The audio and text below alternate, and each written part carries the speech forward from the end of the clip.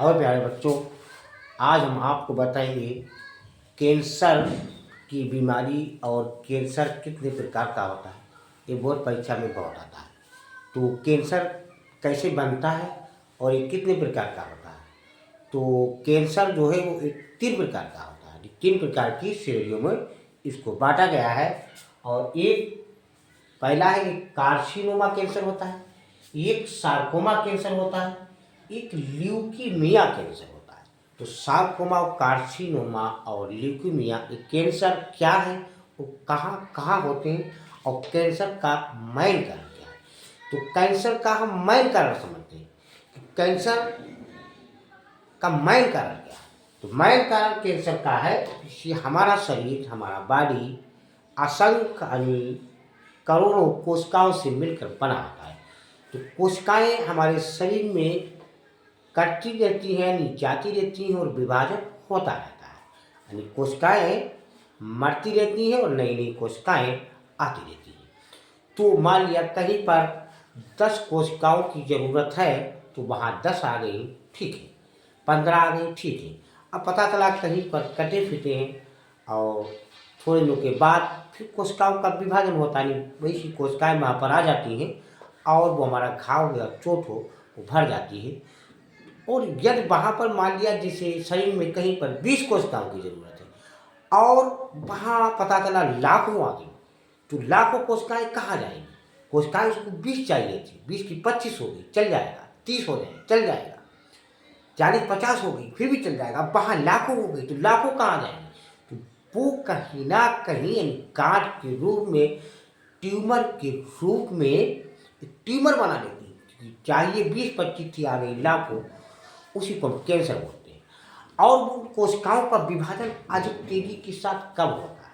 भाई कोशिकाओं का कोई कारण होगा कि जो अधिक तेजी के साथ कोशिकाओं का विभाजन होता है, अनियंत्रित कोशिकाएं बनती हैं, तभी कैंसर होता है। तो उसका कारण क्या है।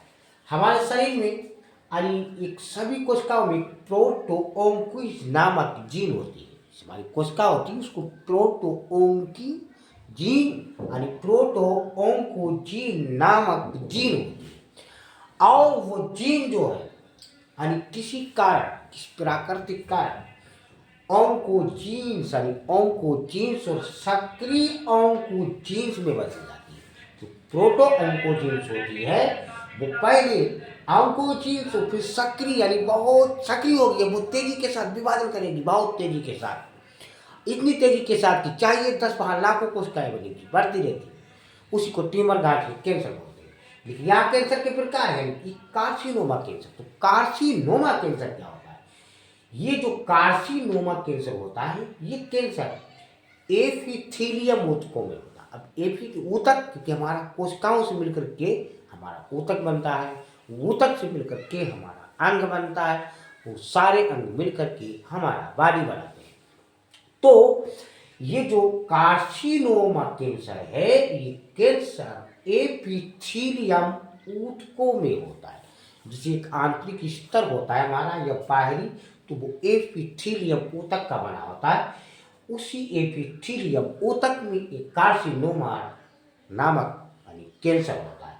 तो जब ये एपिथेलियम बाहरी और आंतरिक स्तर होता है, तो ये पहले आंतरिक स्तरों में होता है, जैसे फेफड़ों में ये कैंसर और स्तनों में और आमाशय में और अग्नाशय जिसको पेंक्रियाज बोलते हैं, कार्सिनोमा रोग अधिक होता है। एक होता है सार्कोमा रोग।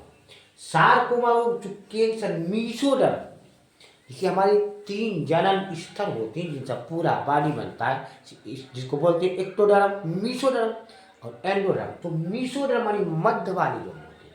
तो सार्कोमा कैंसर मीसोडर्म के ऊतकों में होता है और उसी को हम सार्कोमा कैंसर बोलते हैं।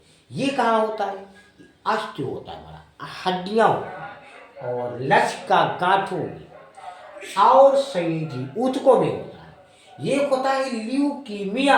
ल्यूकीमिया ये रुधिर की कोशिकाओं में होता है। जैसे हमारे रुधिर में प्लेटलेट, WBC सब होता है, तो ल्यूकोमिया यानी जो हमारा WBC होता है, जिसको बोलते हैं श्वेत रक्त कणिकाएं या व्हाइट ब्लड कॉर्पस्कुलर।